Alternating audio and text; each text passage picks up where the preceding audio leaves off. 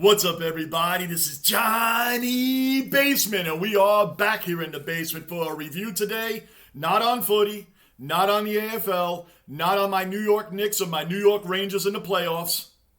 Forget all that. The reason we can play these sports is because of guys like Billy Singh. Before we get into this Billy Singh, subscribe, bell notice, like button, hit the comments down below. Let me know your thoughts. Please let me know your thoughts on Anzac Day, on Billy Singh, on a family member, anybody you know that has gone through the military that deserves the utmost respect to give us the freedoms to even have the sports that we have, to have the homes that we have, to have the freedom of just decisions every day in what we would like to do. Because of guys like him, guys like we know, guys in the military. Shout out to everybody that has served, that has sacrificed their time, sacrificed their lives to fight for their countries. That gives us all the freedoms that we have, the freedom to sit here right now for me to talk to you. I was never in the military. I have plenty of family and friends that were. I was never in. I went through school, graduated, went to work, building docks off of Long Island. That's what I did. And then after work, I went to happy hours. I didn't have the bravery and the what it takes to get into that military. Didn't have it in me. I'm not a fighter. But for men like this, I appreciate every single one of them. Every single one of them. And I will say before we start this, it is a shame that so many are homeless because they have mental illnesses, physical ailments. They're sitting on a corner because they're not well enough to have a job, and they're not ill enough to get the full proper help that they would need. So they're like in limbo. And a lot of them are homeless on the street. Shouldn't be. Just shouldn't be. We're going to get into Billy Singh right now. Billy Singh was an Australian effective sniper. He's one of the most effective snipers that Australia has ever seen. He's confirmed 150 kills. Some say 200. Modern research says 300. This man went all out for his country. We're going to watch this video. It's not a long video. We're going to watch it together. I am not going to speak during this video. Let's all watch this together. And at the end of it, I have a few other notes that I've taken on Billy Singh and a few thoughts on the military and a few thoughts on where we stand as our countries, whether it's Australia or America, guys. We're all in this together. We really are. He is one of the most effective snipers Australia. He's a Chinese Australian. It's a very interesting story. There's so much more on this than the video and what I've even looked up. I'm sure there's so much more. These are just the short of the long. But he was part of Anzac Day, April 25th, 1915, Gallipoli Peninsula. He was a part of that. He was part of that charge from the Australians and the New Zealand, hence Anzac Day. Australian New Zealand Army Corps. Let's get into Billy Singh. We'll do a little discussion at the end of it.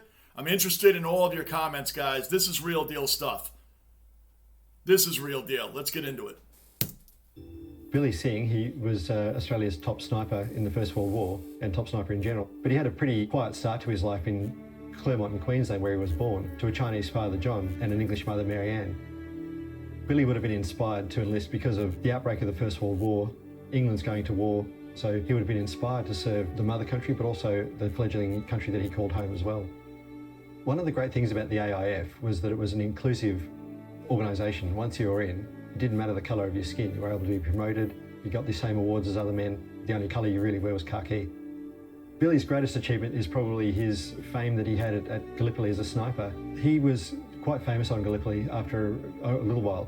And so you've actually got his commanding officer who rated him very highly, Sir Ian Hamilton.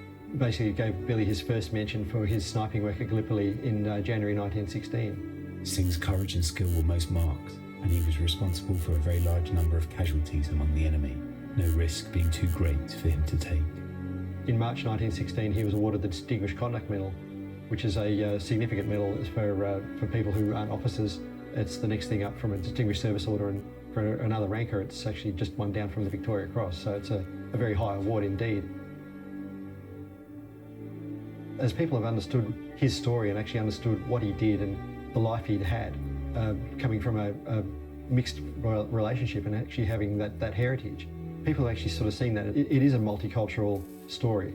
It's not just white Australians, it's Chinese Australians, it's Aboriginal Australians, it's Russians, Germans, every sort of conceivable nationality that was in Australia at the time actually served under the Australian flag. So to actually have Chinese Australians recognised in the AIF is a great thing. It wasn't a very long video, guys, but I want to back it up a minute.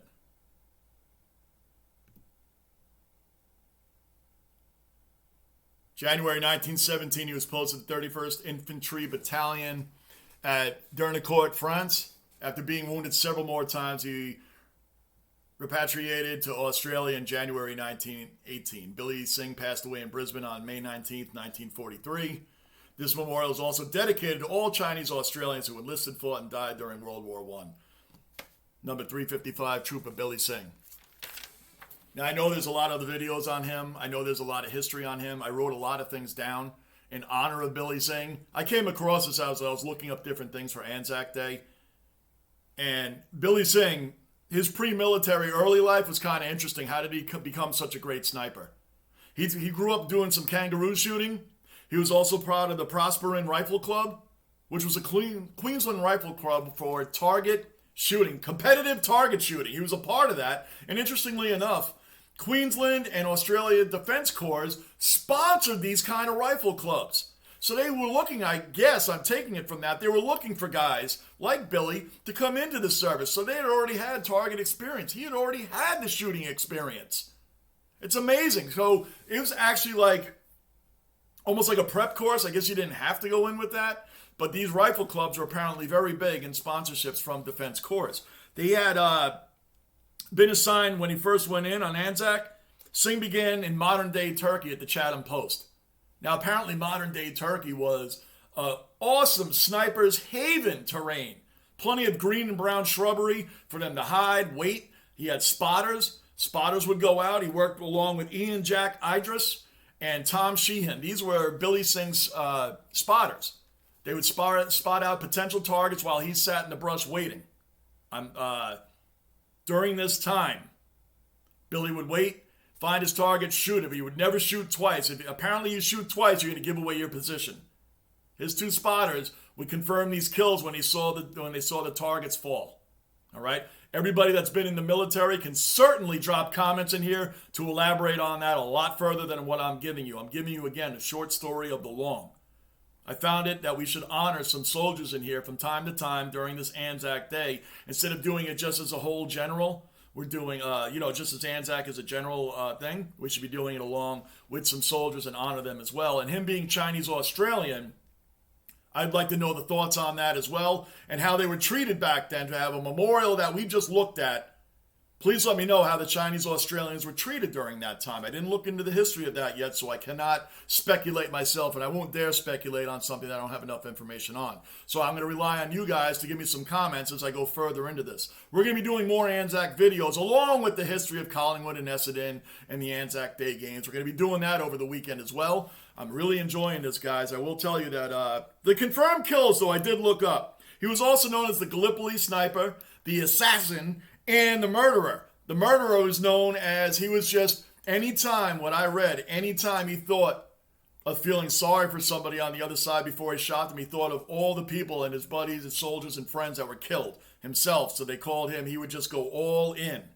So these were the three nicknames that I found on him. So in September of 1915, Brigadier General Granville Ryer confirmed that he had 119 kills. Now, interestingly enough, on October 23rd of 1915, General William Birdwood said no, there's 201 kills that he's been claimed to have. Again, kills were recorded by the sniper's spotters. They saw the guy fall, they confirmed it to be a kill. Modern day research has shown that Billy Singh has well over 300 confirmed kills now. Now we heard what he mentioned about General Sir Ian Hamilton. The full quote reads like this. When in Billy Singh's first mention, this is a quote, so I don't want to get it wrong. I'm going to read it. Commanding Officer General Sir Ian Hamilton, first mention of Billy Singh. For conspicuous gallantry from May to September of 1915 at Anzac as his superior, his courage, skill were most marked and responsible for a very large number of casualties among the enemies. No risk being too great for him to take. The guy was fearless. He was fearless. Sad part here, and this is kind of what touching on what I talked about in the beginning of this. His death. Billy Singh moved to Brisbane. He spent his final days in poverty and obscurity. He died in a Brisbane boarding house on May 19th of 1943. He was alone. He died of a ruptured aorta. All he had in his possessions was his hut on a mining claim, 5 shillings, and sadly, no World War I medals were found. None. Now that happened way back then. Maybe say, well, he died alone. This is what happened. Nobody took care of him. He was Australia's most effective sniper. He protected the innocent. He protected the freedoms of his country. Same as here, as we have Memorial Day, Veterans Day here in America. Same thing. Now, he died alone. How many people today, to this day, that are former military die alone without the proper help, without the proper care? So many are homeless out there. So many are needing the mental and physical help and the ailments that they're going through. And it's almost like, hey, thanks for your service. And you're living under a bridge. I don't have all the answers here, guys. I'm just saying. We remember these guys. We remember these days on a day. And you know what's even worse? Like Memorial Day weekend. What is a lot of Memorial Day weekend here? Partying, drinking, hanging out, burgers, dogs, all that stuff. Barbecues. I'm sure there's plenty that do remind of Memorial Day and the significance of where we are in a country, in our countries. Where we are is because of them. But that's what it turns into, right? That's what it turns into. A lot of these guys aren't remembered the way they should be. We should be remembering them all the time. Look at these beautiful memorials. That's why I left it right there. Number 355, Trooper Billy Singh. So many Billy Singhs out there. So many of them. Guys, this is just so touching, heartwarming, because of the military that's out there fighting for us. Thank you all. If you served in the military, I appreciate your service. I love you guys. I thank you guys. I swear to you, when I see them out there, I always thank them. Walking around their military gear and their outfits, some of these guys are so young and they're willing to sacrifice their lives for me. For me, who was never in the military. For me, for my freedoms. I'm on a YouTube channel talking to you guys. I'm on a YouTube channel getting angry at what? The Knicks, the Rangers, the Jets, the Yankees, the Lions, footy, highs, lows. I mean, this is the freedoms I have that I can do right here because of them. Because of them out there protecting my freedom. Doing it at a price and a cost of their life. Sacrificing from their families. They could be a father, a brother, a sister. All of them deserve the utmost respect. All of them deserve all of us to recognize what they've done for us. Guys, I don't know much more to say on this topic. I'm going to do a few more. Please check out my other videos, American Jet Fan Reaction to Anzac Day, which gives more of the history on the Anzac Day. We have Billy Singh here today. Guys, please, I'm looking forward to reading a lot of your comments. I'm looking forward to people who have served in the military and your comments on your own experiences. And I apologize for anything that I've left out, guys, because this is the short of a long. It's the short of a long. Guys, I can't thank you guys enough for all the support that you've given my channel, for all the support that you give your fellow military. And again, thank you and shout out to all the military men and women that have served and fought and sacrificed for our countries. There's no way you should be living under a bridge. There's no way that should happen. Can't wait to read the comments, guys. Can't wait to your thoughts. Look out for my next video. I'll be bringing a few of them this week. We're probably going to do more things on Anzac Day than review of games, but I will be doing some reviews of the rounds as well. Guys, thank you so much. I really, really appreciate every single one of you. I'm Johnny Basement, and I am out.